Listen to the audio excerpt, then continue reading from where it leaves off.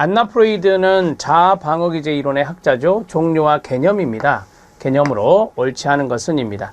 우리 시험에 잘 나오는 것 억압, 합리화, 전치, 승화, 신체화. 시험에 잘 나오는 것들만 세팅이 됐네요.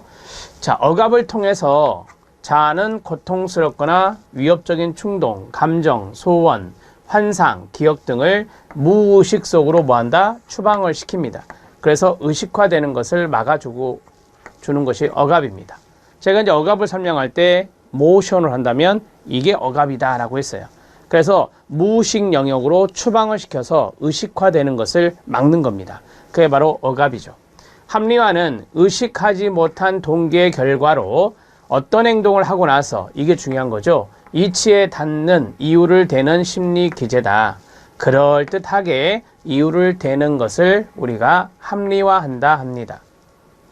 시험 잘 봤니? 시험 문제가 너무 어려웠어요. 시험 잘 봤니? 몸이 아팠어요. 이런 것들이 다 이제 일종의 합리화가 될 수 있겠죠. 그럴듯한 이유를 대는 건데요. 자, 우리가 뭐 합리화하면 신포도형 합리화가 있고, 그 다음에 달콤한 레몬형, 단 레몬형이라고 쓸게요. 단 레몬형의 합리화가 있고, 그 다음에 투사형 합리화가 있고, 그 다음에 망상형 합리화가 있습니다. 이렇게 해서 4가지의 합리화 기제가 있다. 이것도 좀 알아놓으시면 좋겠는데요. 시험에 많이 나왔던 게 이거죠. 여우와 신포도의 이소부화와 연관성이 있는 신포도형이요. 자, 그 다음에 전치입니다. 전치는 이게 중요합니다. 덜 위협적인 대상에게 충동 등을 옮기는 것을 말합니다. 그것을 우리는 전치라고 합니다. displacement를 전치, 전위라고도 합니다. 동의어입니다. 남편이 직장에서 상사한테 엄청 혼났습니다.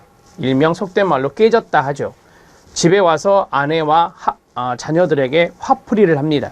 이게 바로 남편이 쓰는 전치의 사례입니다. 자, 넘어갑니다. 승화입니다. 승화는 긍정적 방어 기제라고 알고 계실 겁니다. 자, 긍정적 방어 기제인데 원초적이고 용납되지 않은 욕구를 적절히 억압할 수 없을 때 이게 중요한 거예요. 사회적으로 용납되는 보다 보람 있는 행동 양식으로 전환하여 표출하는 기제, 이게 바로 승화다 이렇게 말할 수 있습니다. 우리 사회복사 1급 시험 초반에 있었던 시험이죠. 조직폭력배가 유명한 권투 선수가 되는 것, 이런 것들이 바로 승화입니다. 스포츠, 예술, 문화, 자, 이러한 방향으로 승화를 하는 경우가 많습니다. 자, 됐습니다. 신체화가 틀렸다는 건데요. 이제까지 다 맞으니까 심리적 갈등이 신체 증상, 수의근과 감각기관으로 딱 세팅했네요. 여기에 보면 수의근, 감각기관이 있는데 이게 바로 신체화가 아니라 전환입니다. 전환입니다. 자, 우리가 정말 불안할 때 손이 달달달 떨립니다. 이런 것들은 수의근이에요. 이런 것들이 바로 전환 증상이다라고 하는 것이죠. 신체화는요, 불수의근이다 이렇게 말을 해요. 불수의근하고 연관성 있는 것이 신체화다 이렇게 말합니다. 사촌이 땅을 사면 배가 아프다, 속이 쓰리다, 이런 것들이 대표적인 사례가 될 수 있는 게 신체화가 됩니다. 답은 5번입니다. 2번 문제에 들어갑니다. 성격 발달 이론에 대한 설명 또는 사회복지 실천에 미치는 영향으로 옳지 않은 것은 입니다. 자, 첫 번째는 사회학습 이론이고요. 두 번째는 심리사회 이론, 세 번째는 행동주의 이론, 네 번째는 현상학 이론, 다섯 번째는 아브람 메슬로의 욕구 위계 이론입니다. 자, 사회학습 이론은 스키너와 달리 반두라죠. 반두라의 사회학습 이론은 스키너의 이론과는 다릅니다. 인간 스스로, 셀프, 자기라고 하는 거죠. 스스로 인지적 능력을 활용하여 사려 깊은 인지 활동을 함으로써, 자, 인지라는 것은 우리가 관찰학습 과정에 파지 과정이 있습니다. 머릿속에 기억하는 과정이죠. 그래서 인지라는 단어를 이 반두라는 사용하였습니다. 인지적 능력을 활용하여 사려 깊은 인지 활동을 함으로써 합리적 행동을 할 수 있는 능력이 있다라고 주장하였습니다. 그게 바로 이 사회학습 이론의 인간관입니다. 심리 사회 이론 들어갑니다. 누구죠? 에릭슨입니다. 에릭슨의 심리 사회 이론입니다. 성격 발달의 결정 요인으로 가로 문화와 사회를 추가하였다. 여기에 심리 사회 이론이 있잖아요. 그래서 사회문화적인 요소를 강조했다라고 보시면 됩니다. 자아를 강조했던 분입니다. 에릭슨을 우리가 자아 심리이론의 학자라고 하죠. 자아 심리이론의 학자입니다. 지그문트 프로이드가 원초화를 중시했다면 에릭슨은 자아를 강조한 사람입니다. 자아를 사고, 기억 등을 통해 현실을 다루어 나가는 자율적인 체제라고 보았다. 그래서 우리가 이것을 자율적 자아라고 합니다. 자율적 자아를 강조했던 분이 에릭슨입니다. 우리가 사고도 하고 기억도 하는데 이것을 통해서 현실을 다루어 나가는 자율적인 체제를 에고라고 이야기한 사람이 바로 에릭슨이라고 말할 수 있고, 그것이 자율적 자아를 강조했다. 이렇게 정리를 하시면 됩니다. 자, 그 다음에 행동주의 이론입니다. 행동주의 이론은 위에서 말씀드렸던 스키너, 파블로프, 왓슨, 손다이크 이런 학자들이 대표적인 학자가 되겠습니다. 인간은 보상과 처벌, 보상을 강화라고 말할 수 있고 처벌은 벌이라고 말할 수 있는데 강화와 벌을 말하신 분이 스키너입니다. 보상과 처벌에 의해 유지되는 기계적인 존재이며 인간 행동은 결정론적, 즉 환경이 결정한다는 거죠. 결정론적 관점에 의해서 결정된다고 보았다. 인간의 행동이 그렇다는 겁니다. 맞습니다. 행동주의론은 환경 결정론입니다. 그리고 인간관에는 기계적인 인간관을 가지고 있죠. 기계적 존재다. 어떠한 자극이 주어지면 행동이 툭 튀어나온다라고 하는 그런 기계적인 부분을 생각하시면 될 것 같습니다. 자, 다 맞았고요. 현상학 이론은 칼 로저스입니다. 칼 로저스는 인본주의 인간관을 가지고 있습니다. 그래서 인간의 자아실현 경향성을 강조했던 분이 칼 로저스가 됩니다. 현상학 이론 맞고요. 마지막에 틀렸네요. 자신의 잠재력을 인식하고 이를 발휘하여 자신에 대한 완벽한 이해와 경험을 풍부히 하는 방향으로 이동해 나가는 사람을 충분히 기능하는 사람이라고 합니다. Fully Functioning Person이라는데 이 개념을 제시한 사람이 바로 칼 로저스입니다. 그래서 이것은 현상학 이론이라고 해야 돼요. 현상학 이론이라고 말합니다. 이렇게 정리를 하시고 여기 틀렸다 이렇게 말할 수 있겠죠. 답은 5번입니다. 자, 3번 문제에 들어갑니다. 태뇌 발달이 나왔는데요. 태뇌 발달에 관한 설명으로 옳지 않은 것은 입니다. 우리가 태뇌기라고 하는데요. 태뇌기라고 하는데 태뇌기는 세 가지로 이루어집니다. 여기에 보면 발화기라고 있어요. 발화기라고 하는 것이 있고 여기에 이렇게 하지 말고요. 이렇게 할게요. 그 다음에 두 번째가 배야기입니다. 배야기, 그 다음에 태야기 이렇게 진행이 됩니다.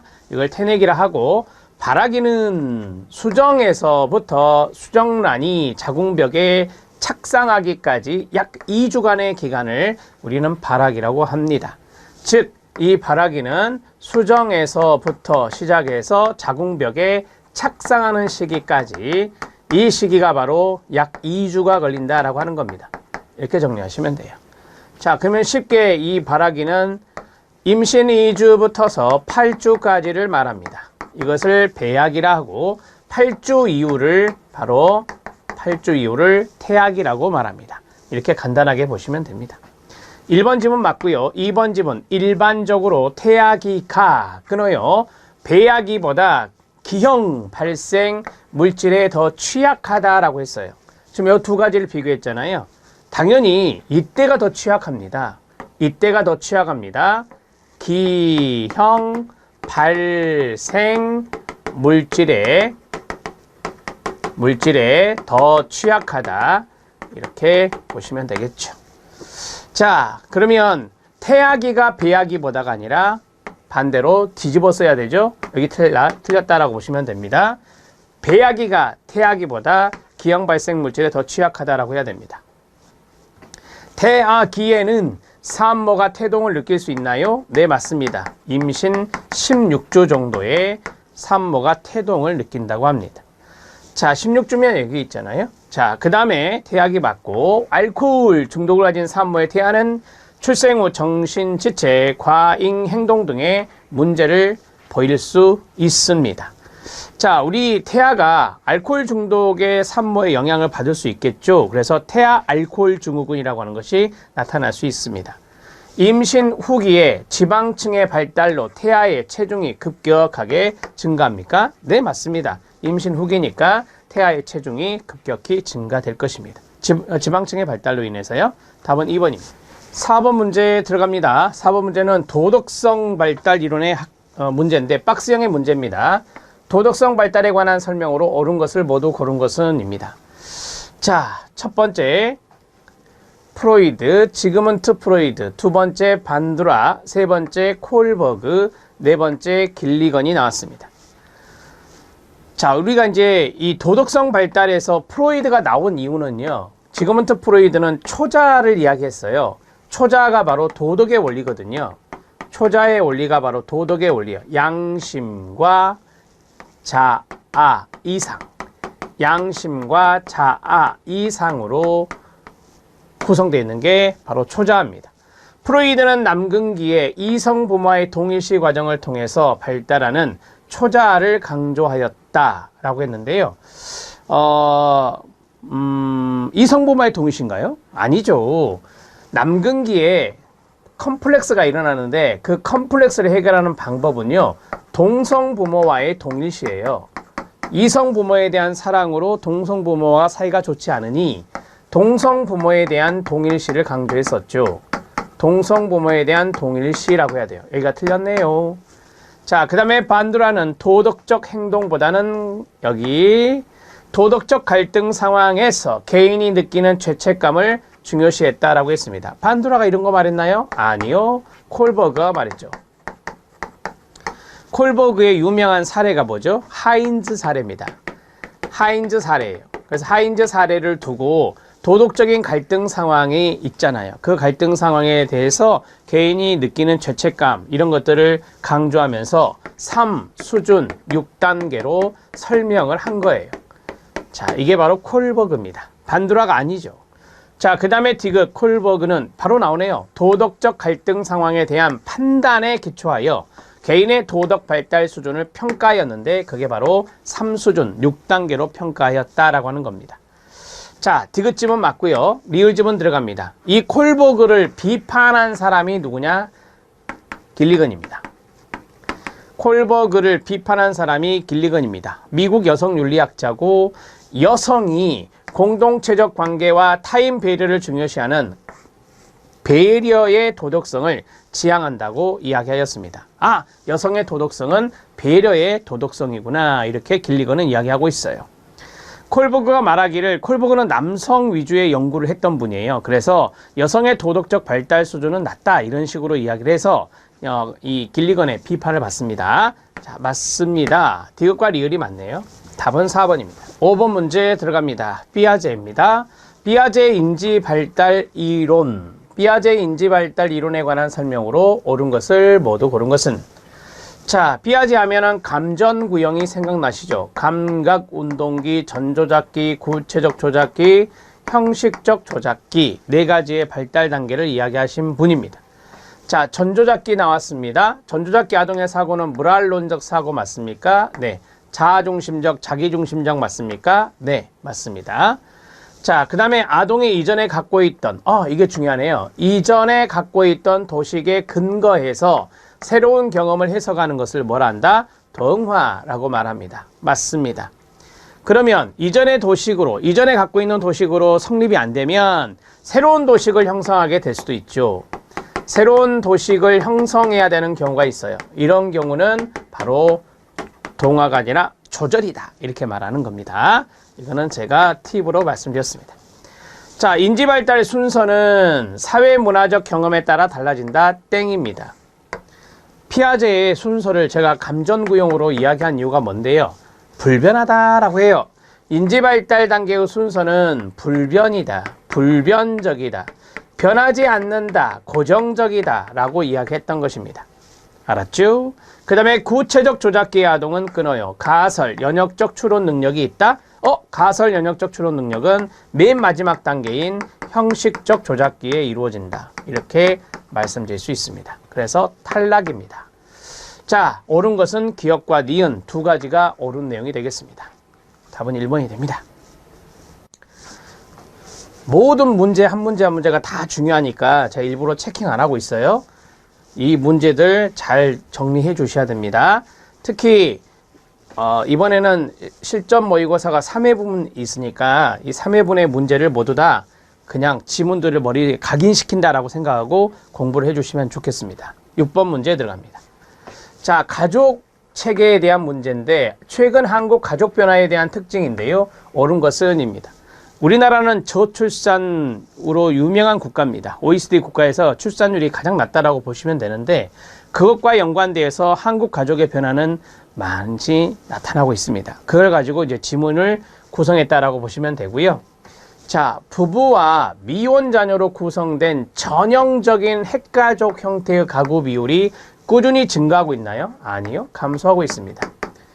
요새는 1인 가구가 엄청 증가하고 있잖아요. 1인 가구의 급격한 증가가 나타나고 있고요.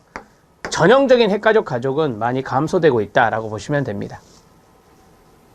자, 그 다음에 2번은 가족 주기 변화로 끊어요.